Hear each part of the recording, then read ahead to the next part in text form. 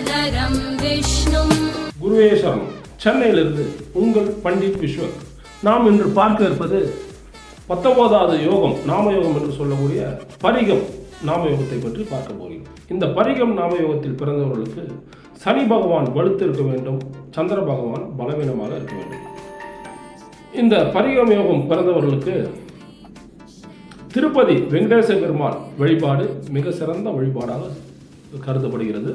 அதேபோல் பசுமாடுக்கு உணவு தானம், அது எந்த பசுமாடுக்கு உணவு கொடுக்கணும், அது கீரையாக இருக்கலாம், பழங்களாக இருக்கலாம், எதுவாக இருக்கலாம்.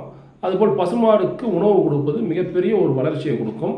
அதேபோல் இந்த பரிகம் யோகம் பிறந்தவர்கள் நெற்றியில் நாமத்தை வைத்து கொண்டால் நல்ல ஒரு யோகத்தை கொடுக்கும்.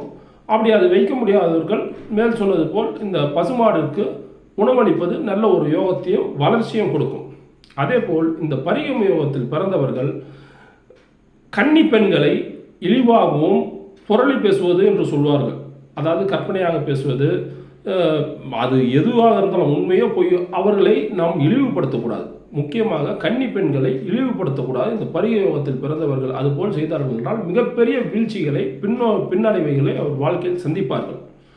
அதுபோல் இவர்கள் உயரத்துக்கு அழைத்து செல்லணும். இந்த யோகத்துக்கு நல்ல ஒரு உயரத்துக்கு அழைத்து செல்ல வேண்டும் என்றால் பசுமாடுக்கு உணவு அளிப்பது மிகப்பெரிய ஒரு வளர்ச்சியை கொடுக்கும். இவர்கள் அன்றாட வாழ்க்கையில் இதை பார்க்கலாம்.